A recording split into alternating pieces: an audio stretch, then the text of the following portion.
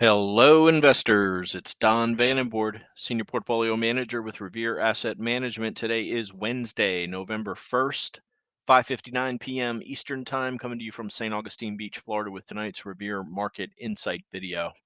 Lots to go through in tonight's video as a very eventful day unfolded in the market today.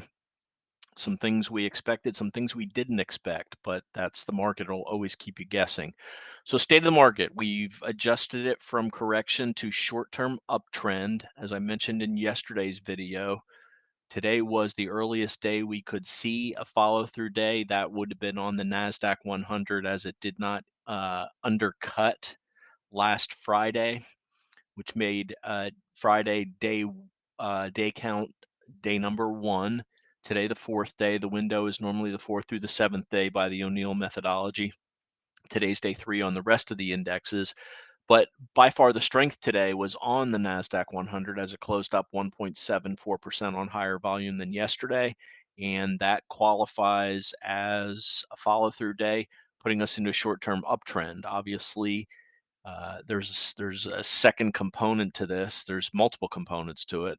The first one being we don't want to see any distribution over the next 5 trading days, which is going to be a challenge because we're now 4 days straight up off the bottom on the NASDAQ. The second thing we need to see is sound leadership quality liquid stocks breaking out of bases, and we're seeing some of that. On the other hand, we're seeing very little cooperation from mid and small growth stocks, but we do have a possible light at the end of the tunnel, and I'll show that when we go through their charts, the charts of the RG8. Our job now is to make sure that light at the end of the tunnel is not a freight train headed toward us. So let's go over here to the trend gauge. Market leaders still on the red down arrow. Normally, you don't see 3 red arrows like this when you're in a what's considered a quote unquote uptrend. But uh, I don't know. I think if you follow us, you know we're certainly not out of the woods. We need the market to prove itself. Thus, the yellow sub arrow, as I've highlighted some stocks that are acting well, mostly on their reaction to earnings. And we saw some more of that today. Not that we're not seeing our share of blowups on earnings also, but most of those are occurring in non-leadership type quality stocks. Short term, we're still trending below the 21-day exponential moving average, and the slope of the line is down, but the S&P and the NASDAQ came right up into their 21 today. Again, it's the 4th day up. A pause would be normal and expected here. If the market's going to put in a lockout rally, it'll blow right through it, but we'll need to see the action unfold. One thing you don't get from us here is predictions. You get commentary and interpretation and weighing the pros and cons, the weight of the evidence, as Stan Weinstein used to put it. Medium term, we're still below the 50-day moving average. Also, red arrow there, mixed bag versus the 200-day moving average. NASDAQ 100 never broke below. The broad NASDAQ composite broke below but reclaimed. S&P still below the 200, but not by much anymore after this rally off the lows. Small mid in the Dow below also. So what happened today? Something interesting right after 8:30. Well, first there was some economic data that came out at 8:30 and was generally perceived as positive as far as what the Fed was trying to accomplish. In other words, there was nothing too strong about it that would make the Fed want to continue raising rates. And then a Treasury funding plan by Janet Yellen was put out, and this sparked the futures from down 0.25% to green, and that kind of and they opened green, didn't give anything back. Apparently, the Treasury doesn't think that they need as much on the long end as was expected that they would need, and as you know, that's where the problems with the long end with interest rates have been primarily is on the longer end.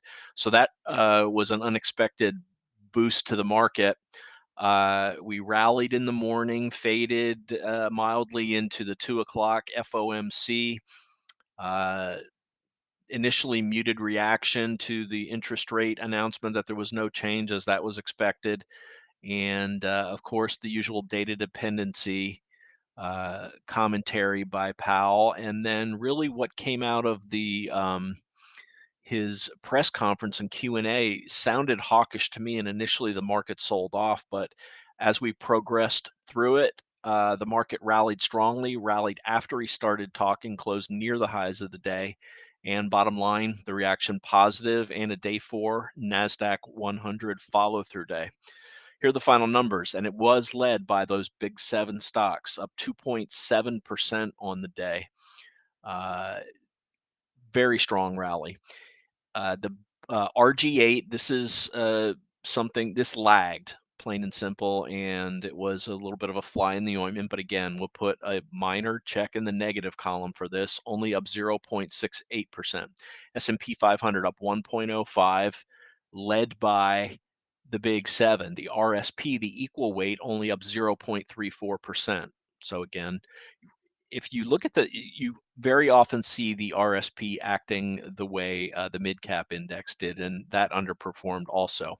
Anyway, NASDAQ 100, this is your follow through day index, up 1.74%, Dow up 7 tenths, mid caps up 6 tenths, Russell 2000 up 0.45. Again, disappointing here. Global 60/40 up 0.91. Bonds with a big rally, interest rate pullback. That's positive for stocks. We've been saying how we wanted to see that. Well, we got it today, and it was on follow-through day. In-house GROTECTION lagging up 0.09%. When we get to where we're basically nearly in cash as our stops get hit and the market suddenly turns around to the upside, this is part of our expectation. We're going to lag on the first week or so.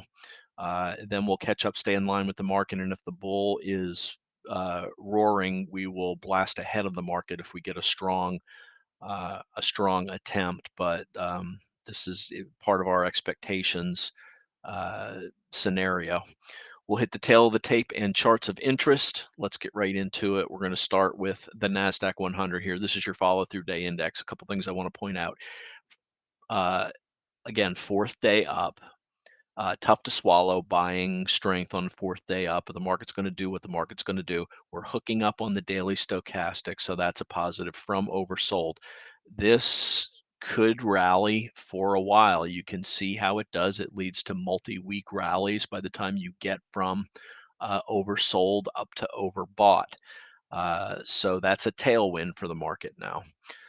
And we closed right on the declining 21-day moving average.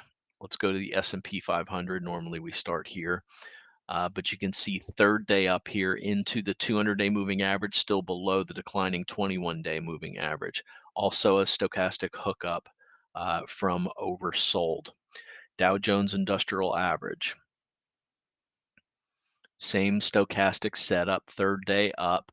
Briefly poked its head above the 21 EMA, closed slightly below it. I do want to point out what I mentioned on all these indexes, that the 8 EMA curled, the 8E curled up, and all three of these firmly above it now. I mentioned last night that's the first step that we need to see before identifying the end of a downtrend.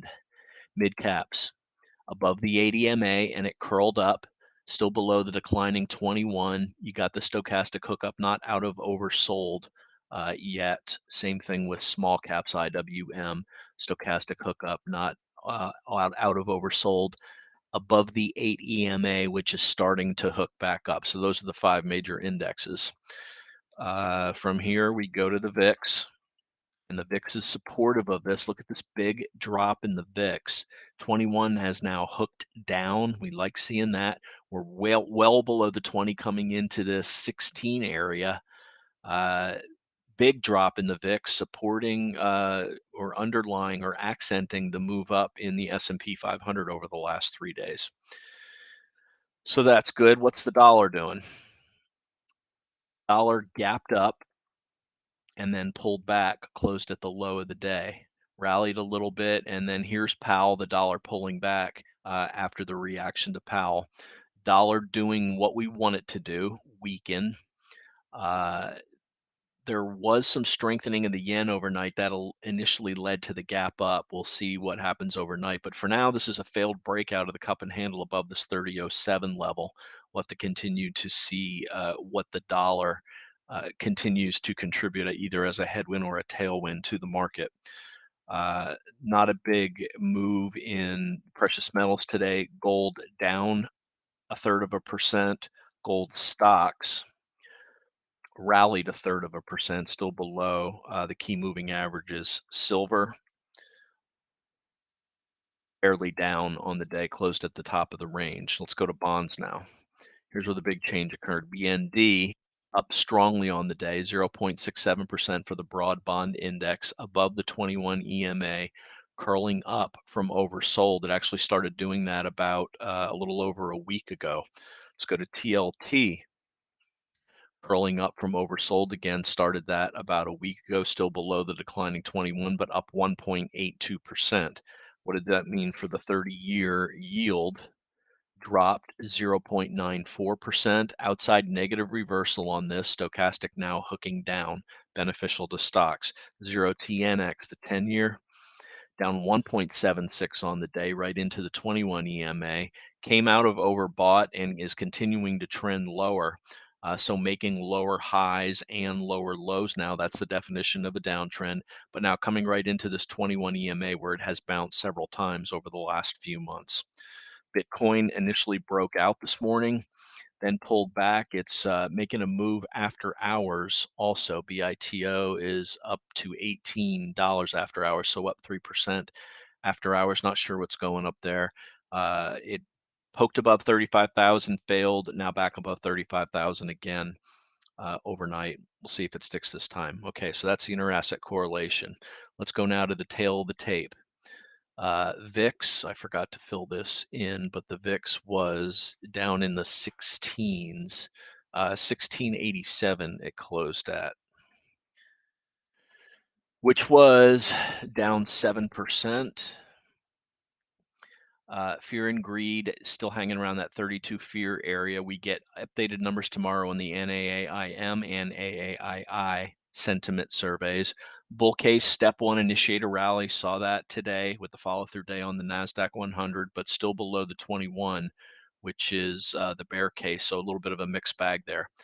FOMC, the sell off initially was when Powell reiterated several times he's not confident that policy is restrictive enough, but the market shook it off and again ended with the follow through day and rallied strongly into the close. There's the Treasury funding plan news that I mentioned, kind of a bit of a surprise. Still on our 10th day below the 21 EMA on the S&P 500.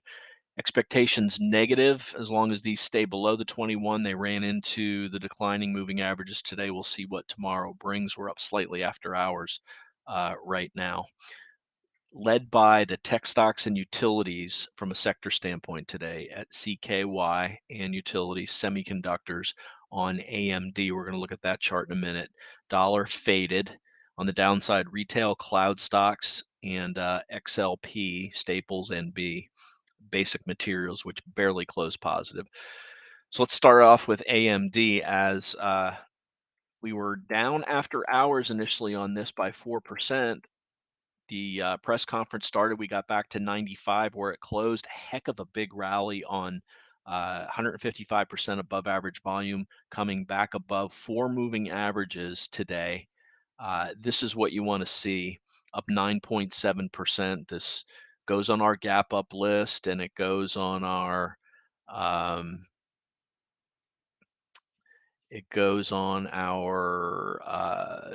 over 21 list as a watch candidate. You can see the hookup there from oversold on AMD, and just a shot in the arm for semiconductors, which have been lagging badly. Look at the 2024 estimates, up 80% to 353 a share for AMD. So it's got the growth numbers too. That gives it a PEG ratio of less than 1. So from AMD, let's go to a couple other stocks that recently had earnings and are following through to the upside. And this is what you look for. If you say there's no sound stocks breaking out of bases, well, here's ANET breaking out with a day 2 follow through to the upside. Let's go back to the portfolio changes we made today. We're going to look at those, and then we're going to look at the charts of the RG8. So we added to Netflix. We've got a full 8% position size in this now as this broke above this consolidation that it showed since its gap up on earnings and making a higher high on relative strength also.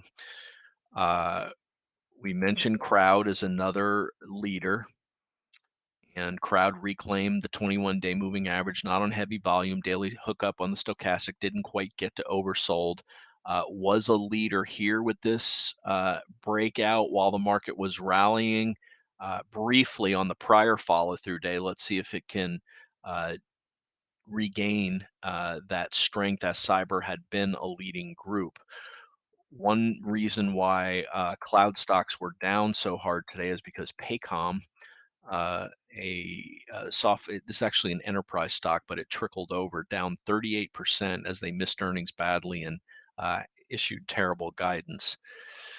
Back over to the portfolio changes. So we added to Netflix, filled out that position, started with Crowd, also started Amazon, which fourth day up after its earnings gap up, showing continued strength. Also started Microsoft, which has now done a U-turn since its earnings. Initial gap up, one day down on a sell-off in the market, and now 4 days up off the low, relative strength confirming a new high. Arguably, this is a double bottom, and it's above this 340 breakout. I'm thinking the midpoint might be slightly too low, and that's why it's not showing a double bottom. But arguably, this is a breakout too on Microsoft. And then Meta initially gap down on earnings, but sometimes gaps get rid of all the weak hands, and then we continue higher, and that's what Meta's doing.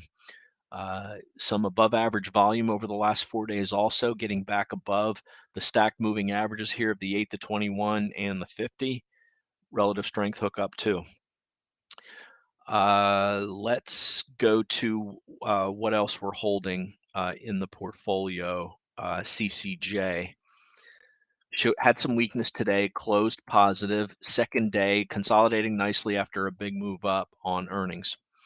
I showed ANET. Let me also show another stock that, another stock that had a great reaction to earnings and is starting to fill out a consolidation in the lower part of its base. Still not a breakout, but wing up 7.5% on almost 200% above average volume.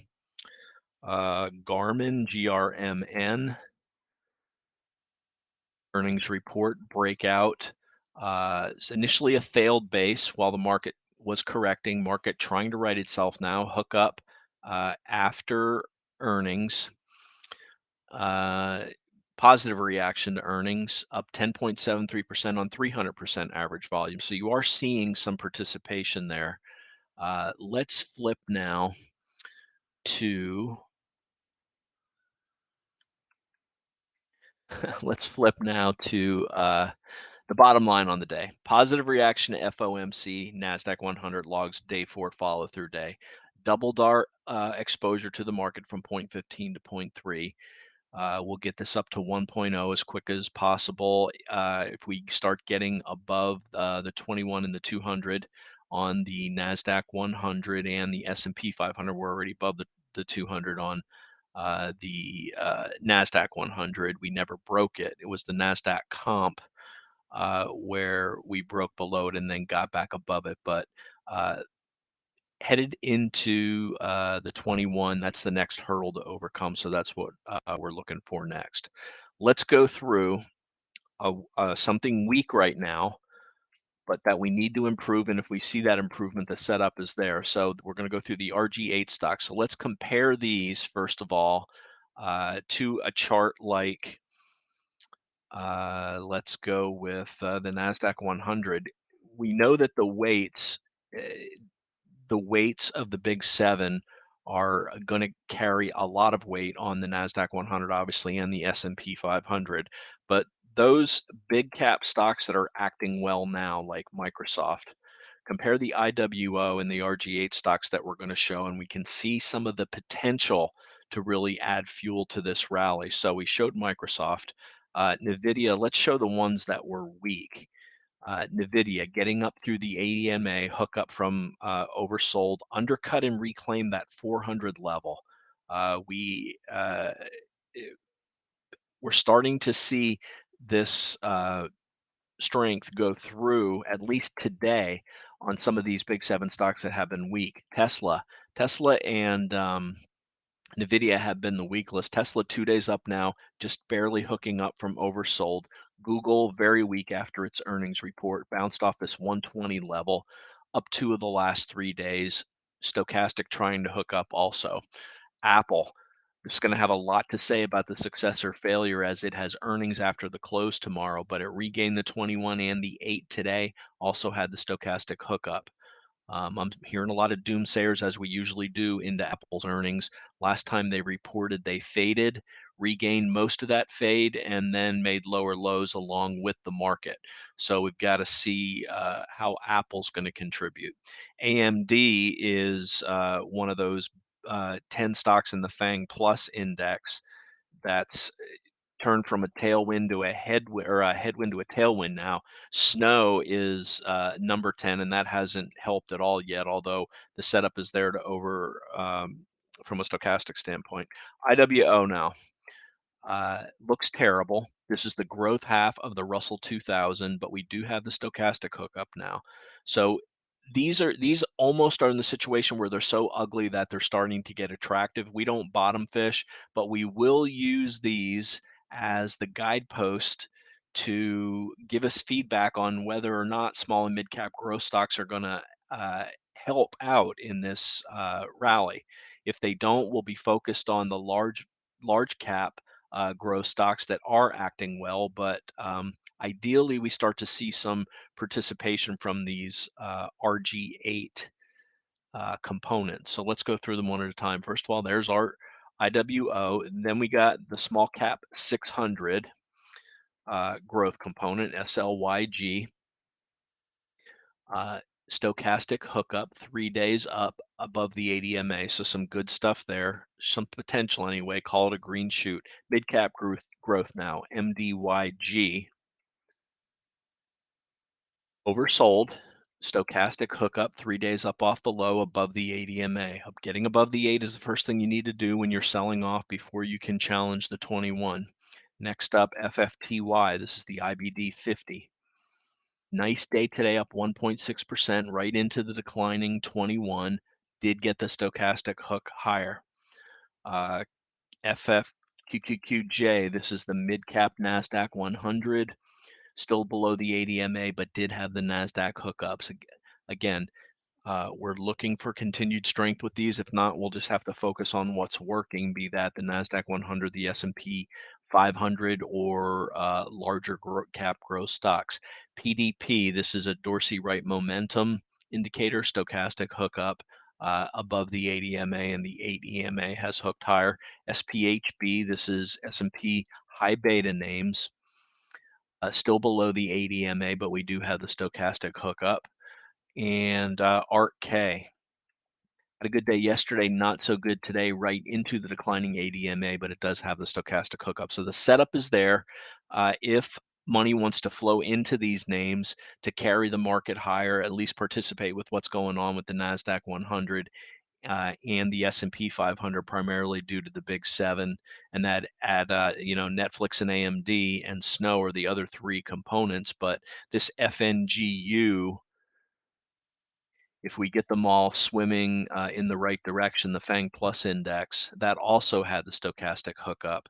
This is based on FNGS. FNGS is the one time, but it's not as liquid. When people want to pile into these, they buy FNGU. But you can also see barely above the 21 there, the hookup above the ADMA, and the stochastic hookup. So the setup's there again, but we need more confirmation.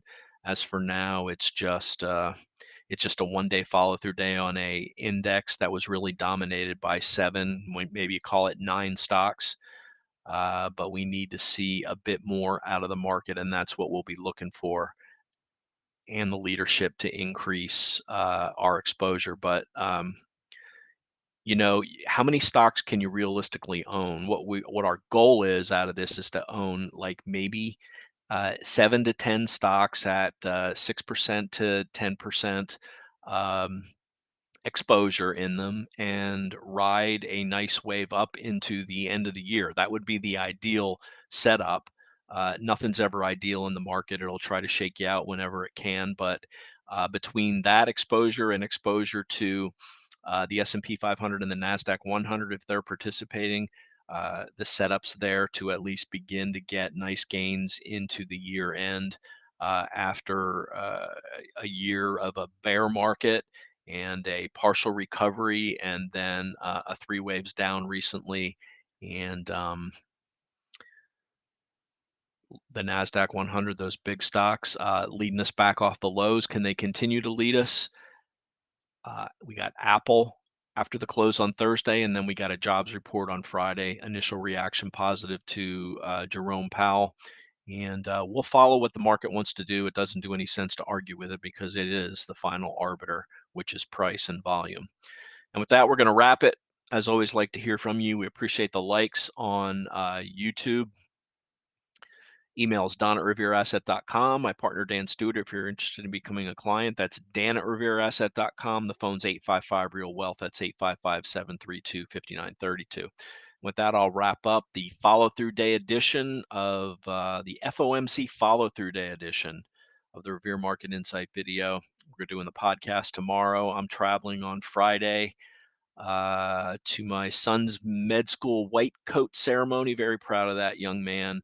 And the video on Friday will probably be delayed till sometime in the weekend, as got some family stuff going on there. But we'll at least put out a short video highlighting what's going on with the market. And with that, I'll wrap up the video for November 1st. This is Don Vandenbord with Revere Asset Management, telling it like it is. Thanks for listening and have a great day.